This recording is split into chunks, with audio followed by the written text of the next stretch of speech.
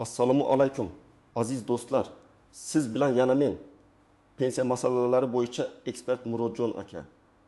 Bugun sizlarga juda muhim, hatto shu darajada muhimki, unga befarq qarab bo'lmaydigan, pensiyangizga sezilarli darajada ta'sir qilishi mumkin bo'lgan qo'shimcha to'lov haqida so'zlab bermoqchiman.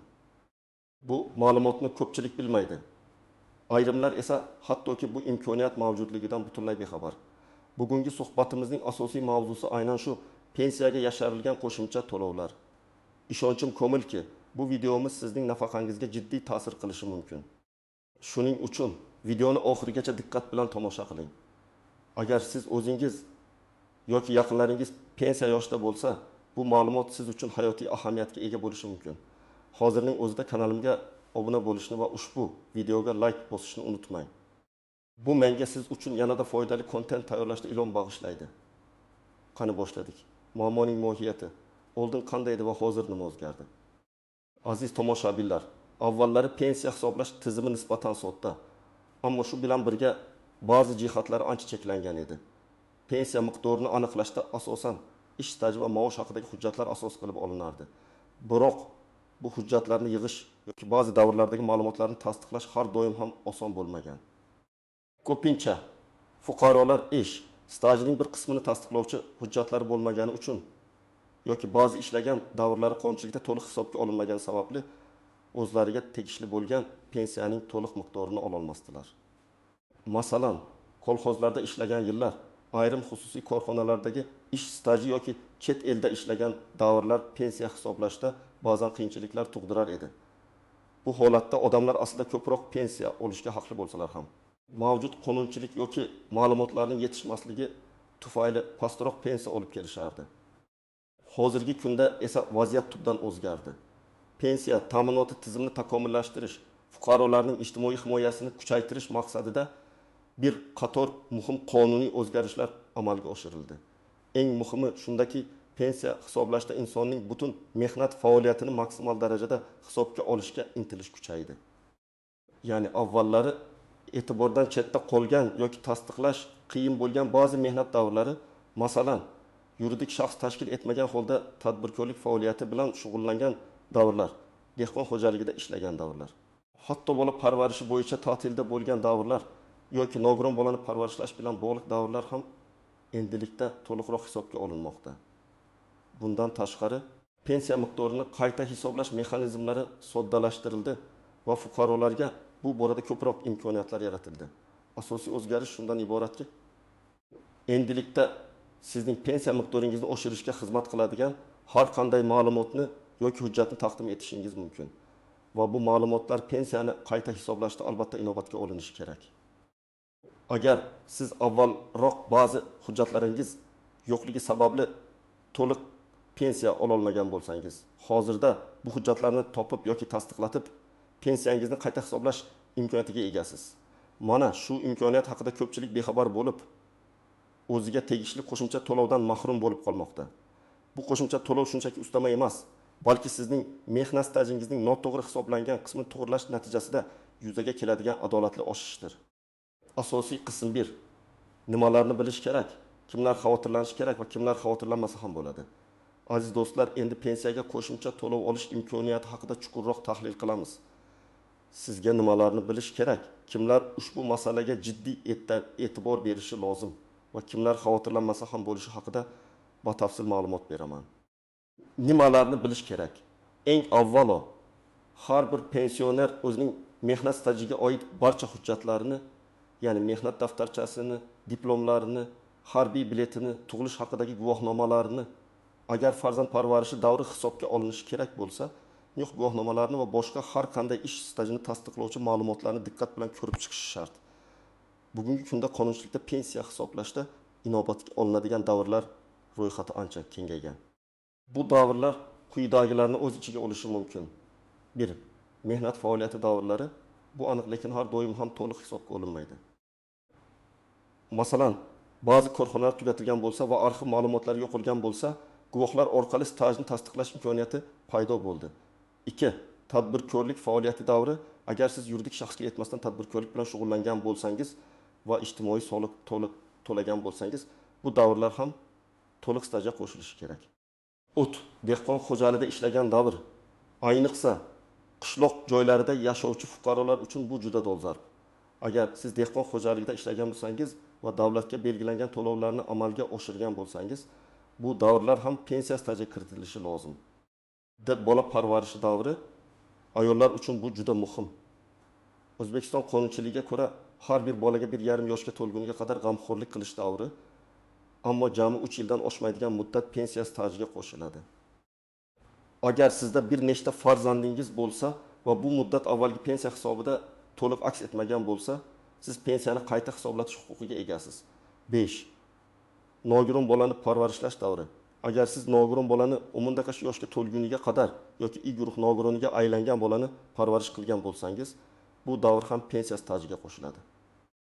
Bu davr avvalgi pensiya hisobida e'tiborga olinmagan bo'lishi mumkin. 6. Oliy ta'lim muassasalarida kunduzgi bo'limda o'qigan davr. Aynan shu davr ham ish stajiga tenglashtirilishi mumkin. Kimlar xavotirlanishi kerak? Bu masalaga ayniqsa diqqatli bo'lish kerak bo'lganlar quyidagilar. Pensiyaga yaqinda chiqqanlar yoki pensiya tayinlangandan so'ng 5 yil o'tgan bo'lsa-da, hech qachon pensiyani qayta hisoblatmaganlar.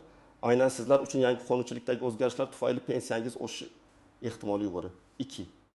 Mehnat daftarchasida uzilishlar bor bo'lganlar. Ya'ni bir ishdan ketib, boshqa ishga kirish oralig'ida uzoq muddat bo'sh turganlar yoki norasmiy ishlarda faoliyat yuritganlar. Ehtimol bu davrlarni tasdiqlash uchun yangi imkoniyatlar paydo bo'lgandir. Yuqorida sanab o'tilgan davrlardan tadbirkorlik, dehqon xo'jaligi, bola parvarishi, nogiron bolani parvarishlash, kunduzgi ta'lim birortasi bo'lsa-da, avvalgi pensiya hisobida bu davrlar hisobga olinmagan deb o'ylaganlar. 4.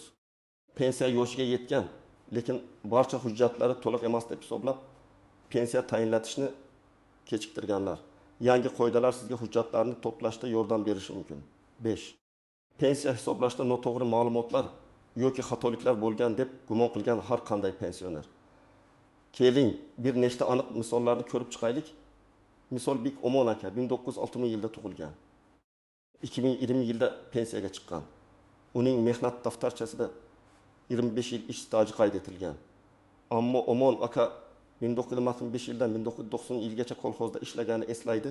Bu davr uning mehnat daftarchasiga kiritilmagan. U pensiyaga chiqish vaqtida ushbu davrni tasdiqlay olmagan va shuning uchun pensiya miqdori 25 yil stajga qarab hisoblangan. Hozirgi qonunchilikka ko'ra kolxozlardagi ishlarni tasdiqlash uchun arxiv ma'lumotlari mavjud bo'lmasa, guvohlar ko'rsatmalari ham qabul qilinishi mumkin. Omon aka endi o'sha davrdagi 2 nafar hamkasbini topib, ularning ko'rsatmalari asosida 5 yillik kolxozdagi stajini tasdiqlashi mumkin. Bu esa uning pensiya miqdorini sezilarli darajada oshiradi. Chunki har bir qo'shimcha yil staj pensiyaning bazaviy qismiga va undan keyingi har bir yilga qo'shimcha foizlarga ta'sir qiladi. Masalan, agar uning o'rtacha ish haqi o'sha davrlar uchun shartli ravishda 2 million so'm deb olinsa, 5 yillik qo'shimcha staj uning pensiyasiga har oyda kamida 1,200 ming so'm qo'shimcha to'lov berishi mumkin. Bu shunchaki bir misol. Aniq raqamlar individual hisob kitoblarga bog'liq. Misol 2. Dilfuza opa 1965 yilda tug'ilgan. 2020 yilda pensiya tayinlangan. Uning 2 ta farzandi bor. Ularning har birini 1,5 yoshgacha parvarish qilgan. Umumiy hisobda 3 yil. Pensiya tayinlanishida uning mehnat daftarchasidagi rasmiy ish staji hisobga olingan, ammo bola parvarishi davri to'liq inobatga olinmagan. Hozirda qonun bo'yicha bu 3 yilni pensiya stajiga qo'shish imkoniyati bor. Dilfuza opa o'zining farzandlarining tug'ilish haqidagi guvohnomalarni taqdim etib, pensiya hisob kitobini qayta ko'rib chiqishni so'rashi mumkin. 3 yillik qo'shimcha staj uning pensiya miqdorini oyiga 1,7 ming so'mga oshirishi mumkin. Bu Dilfuza opa uchun har oyda sezilarli yordam bo'ladi. Misol uchun, Baxtiyor aka 1928 yilda tug'ilgan. Pensiyaga 2025 yilda chiqqan. Uning mehnat daftarchasida 20 yil ish staji bor. Lekin 1995 yildan 2000 yilgacha u o'smirlar xo'jaligida har oyda ijtimoiy soliq to'lagan. O'sha paytda unga bu davr pensiya stajiga kiritilishi mumkinligi haqida to'liq ma'lumot berilmagan yoki u o'zi buni bilmagan. Hozirgi qonunchilikka ko'ra tadbirkorlik faoliyati davri agar ijtimoiy soliq to'langan bo'lsa, pensiya stajiga qo'shiladi. Baxtiyor aka endi soliq idorasidan o'sha davrda to'lagan ijtimoiy soliqlar haqida ma'lumotnoma olib, pensiyasini qayta hisoblash uchun murojaat qilishi mumkin. 5 yillik qo'shimcha staj uning pensiyasini sezilarli darajada, masalan, oyga 1,2 so'mga oshirishi mumkin. Kimlar xavotirlanmasa ham bo'ladi. Agar siz pensiyaga yaqinda chiqqan bo'lsangiz va pensiya tayinlash jarayonida barcha mehnat stajingiz to'liq hisobga olinganiga ishonchingiz komil bo'lsa yoki pensiya hisoblanishida barcha hujjatlar taqdim etilgan va tekshirilgan bo'lsa, xavotirlanishga hojat yo'q. Shuningdek, agar siz muntazam ravishda pensiya bo'limiga murojaat qilib, pensiyangizni qayta hisoblatib turgan bo'lsangiz va barcha yangi qonunchilik o'zgarishlari inobatga olingan bo'lsa, sizda qo'shimcha to'lov olish imkoniyati kamroq bo'ladi. Ammo shunga qaramay, har bir inson o'z pensiya yig'ma jildini ko'rib chiqishga haqli ekanligini yodda tutish kerak. Asosiy qismi 2. Qoidadan istisnolar, tuzoqlar va noaniq nuanslar. Har qanday qonunchilikda bo'lgani kabi, pensiya ta'minoti tizimida ham ba'zi istisnolar, oldindan sezilmaydigan tuzoqlar va noaniq nuanslar mavjud. Ularni bilish sizga jarayonni tushunish va keraksiz xatolardan saqlanishga yordam beradi. Qoidadan istisnolar. Hujjatlarning yo'qligi. Garchi hozirda ish stajini tasdiqlash imkoniyatlari kengaytirilgan bo'lsa-da, ba'zi hollarda baribir hujjatlarni topish yoki tasdiqlash juda qiyin bo'lishi mumkin. Masalan, ba'zi korxonalar butunlay tugatilib, arxivlari ham yo'q bo'lib ketgan bo'lsa va guvohlar ham topilmasa, bu davrni tasdiqlash imkonsiz bo'lishi mumkin. Lekin baribir umidsizlanmang. Har doim mavjud imkoniyatlardan foydalanishga harakat qiling. 2. Ijtimoiy soliq to'lanmagan davrlar. Agar siz tadbirkorlik faoliyati bilan shug'ullangan bo'lsangiz, lekin belgilangan ijtimoiy soliqlarni to'lamagan bo'lsangiz, bu davrlar pensiya stajiga qo'shilmaydi. Bu xususiy sektorda ishlaganlar uchun muhim nuansa. Ba'zi xususiy firmalar o'z xodimlari uchun ijtimoiy soliqlarni to'liq to'lamasligi mumkin. Bu esa kelajakda pensiya miqdoriga salbiy ta'sir ko'rsatadi. Bu holatda sizning qo'lingizda soliq to'langanligini tasdiqlovchi hujjatlar bo'lishi shart. 3. Chet elda ishlagan davrlar. Chet elda ishlagan davrlarni pensiya stajiga qo'shish uchun O'zbekistonning boshqa davlatlar bilan tuzgan ijtimoiy ta'minot bo'yicha xalqaro shartnomalar asos bo'ladi. Agar siz ishlagan davlat bilan O'zbekiston o'rtasida bunday shartnoma mavjud bo'lmasa, bu davrni pensiya stajiga kiritish qiyin bo'ladi. Shuning uchun chet elda ishlagan bo'lsangiz, bu borda Xalq bankining pensiya bo'limiga murojaat qilib, aniqlik kiritishingiz shart. Tuzoqlar va noaniq nuanslar. Ma'lumotlar bazasidagi xatolar. Pensiya tayinlashda foydalaniladigan ma'lumotlar bazalarida inson omili tufayli xatolar bo'lishi mumkin. Masalan, sizning ish stajingiz noto'g'ri kiritilgan bo'lishi yoki maosh haqidagi ma'lumotlar noto'g'ri aks ettirilgan bo'lishi mumkin. Bu holatda sizning o'zingizga bo'limidagi ma'lumotlar bilan solishtirishingiz kerak. 2. Maoshning hisoblanish usuli. Maoshning hisoblanish usuli pensiya miqdori nafaqat ish stajiga, balki maosh miqdoriga ham bog'liq. Pensiya hisoblashda eng yuqori maosh olgan 5 yilning o'rtacha maoshi hisobga olinadi. Agar sizda bu maoshlar haqida hujjatlar yo'q bo'lsa yoki noto'g'ri hisoblangan bo'lsa, pensiya miqdori kamroq bo'lishi mumkin. Yangi qonunchilik endi 2005 yildan keyingi davr uchun e-mehnat tizimidagi ma'lumotlarga asoslanadi, lekin undan avvalgi davrlar uchun sizdan maosh haqidagi ma'lumotnomalar talab qilinishi mumkin. Agar siz eski ish joyingizdan ma'lumotnoma topa olsangiz, bu sizning pensiyangizni oshirishga xizmat qiladi. 4. Pensiyani qayta hisoblashning murakkabligi. Pensiyani qayta hisoblash jarayoni ba'zan murakkab bo'lishi mumkin. Ko'p hollarda birgina hujjatning yo'qligi yoki noto'g'ri rasmiylashtirilganligi jarayonni sezilarli darajada kechiktirishi mumkin. Shuning uchun barcha hujjatlarni oldindan to'liq tayyorlash va to'g'ri rasmiylashtirish juda muhim. Agar siz o'zingiz bu jarayonni tushunishga qiynalsangiz, huquqshunos yoki pensiya masalalari bo'yicha mutaxassisdan yordam so'rashingiz mumkin. Muddatlar. Pensiyani qayta hisoblash uchun aniq muddatlar mavjud emas. Ya'ni siz pensiyaga chiqqaningizdan keyin ham istalgan vaqtda murojaat qilishingiz mumkin. Biroq qo'shimcha to'lovlar faqat siz murojaat qilgan oydan boshlab to'lanadi. Agar siz o'z haqingizni bir necha yil oldin bilmagan bo'lsangiz ham, o'sha yillar uchun qo'shimcha pullar undirilmaydi. Faqat murojaat qilingan oydan boshlab oshirilgan pensiya to'lanadi. Shuning uchun bu masalada qanchalik tez harakat qilsangiz, shuncha tez foyda ko'rasiz. 5. Pensiyaga ustamalar. Pensiya to'lovlariga turli xil ustamalar ham mavjud. Masalan, yakka yolg'iz pensionerlarga, harbiy xizmatchilarga davlat mukofotlariga ega bo'lganlarga va boshqalarga. Bu ustamalar avtomatik tarzda hisoblanmaydi. Agar siz ushbu toifalarga kirsangiz, bu haqda pensiya bo'limiga murojaat qilishingiz va tegishli hujjatlarni taqdim etishingiz kerak. Bu ham sizning umumiy pensiya miqdorini oshirishi mumkin. Masalan, agar siz O'zbekiston qahramoni unvoniga ega bo'lsangiz, pensiyaga belgilangan miqdordan yuqori qo'shimcha ustama to'lanadi. Bu haqida ko'pchilik biladi, ammo ba'zi mukofotlar uchun ham ustamalar mavjudligini bilmaydi. Praktik tavsiyalar. Tomoshabin nima qilishi kerak? Endi esa eng muhim qismga keldik. Siz nima qilishingiz kerak? Qanday qadamlarni bosib o'tishingiz lozim? Men sizga aniq va tushunarli ko'rsatmalar beraman. Bir qadam, barcha hujjatlaringizni to'plang va ko'rib chiqing. O'z qo'lingizda mavjud bo'lgan har qanday hujjatni mehnat daftarchasi, diplomlar, kasb-hunar kolleji, universitet, harbiy bilet, tug'ilish haqidagi guvohnomalar, o'zingizniki va farzandlarniki nikoh va nikoni bekor qilish haqidagi guvohnomalar, o'zgarishlar haqidagi ma'lumotnomalar, ishdan bo'shatish yoki ishga qabul qilish haqidagi buyruqlarning nusxalarini barchasini to'plang. Har bir sahifani, har bir yozuvni diqqat bilan o'rganing. Mehnat daftarchangizdagi har bir yozuv sana korxona nomi to'g'ri ekanligiga ishonch hosil qiling. Agar qandaydir uzilishlar yoki tushunarsiz joylar bo'lsa, ularga alohida e'tibor bering. 2 qadam, pensiya yig'ma jildingizni o'rganing. Siz o'zingizning pensiya yig'ma jildingizni ko'rib chiqish huquqiga egasiz.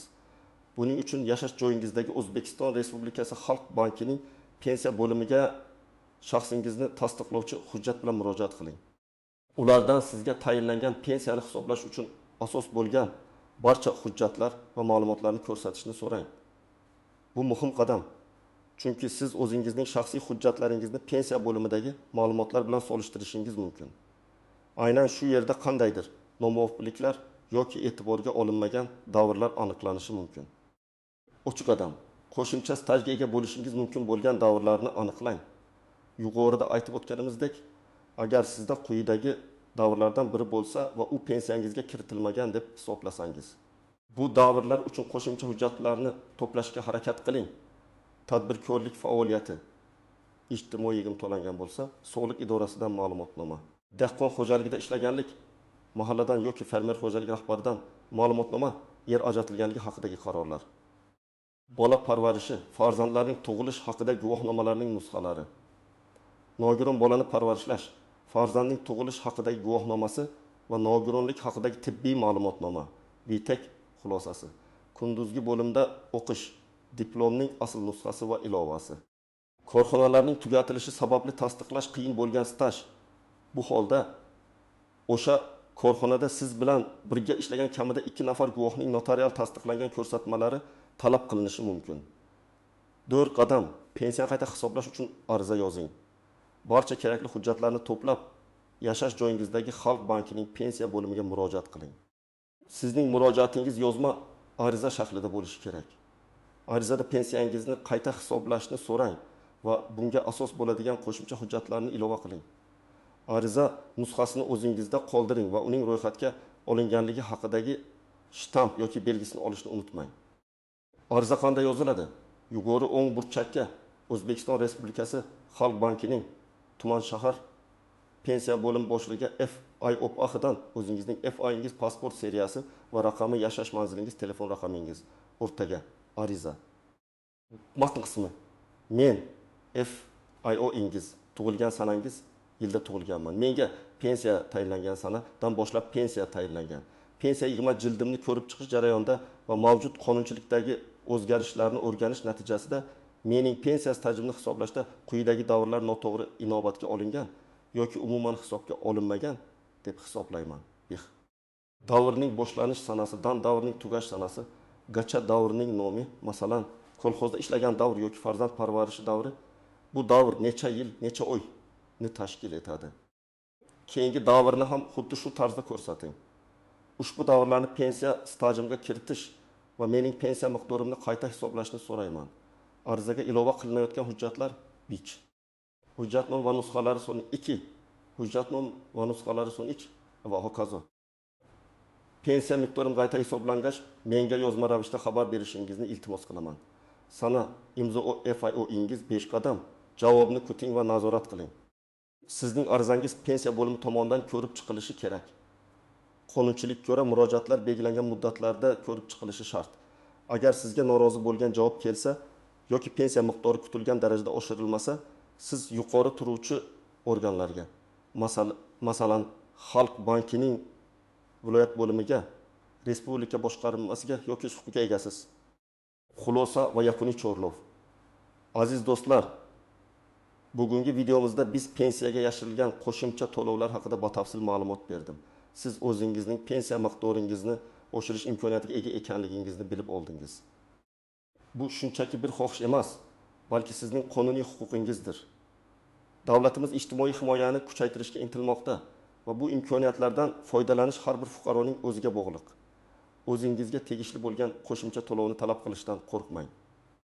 Barcha ma'lumotlarni diqqat bilan o'rganing, kerakli hujjatlarni to'plang va harakat qiling. Unutmang, sizning farovonligingiz sizning qo'lingizda. Bugungi video sizga foydali bo'ldi deb umid qilaman. O'z fikrlaringizni, savollaringizni va tajribangizni izohlarda yozib qoldiring. Bu boshqa tomoshabinlar uchun ham juda foydali bo'ladi. Ushbu videoni oila a'zolaringiz, do'stlaringiz va tanishlaringizga ulashishni unutmang. Kim biladi, balki bu ma'lumot aynan ularga juda zarur bo'lib chiqadi. Va albatta kanalimga obuna bo'lib, like bosishni esdan chiqarmang. Siz bilan pensiya masalalari bo'yicha ekspert Murodjon aka bo'ldi. Keyingi videolarda ko'rishguncha xayr. O'zingizni ehtiyot qiling.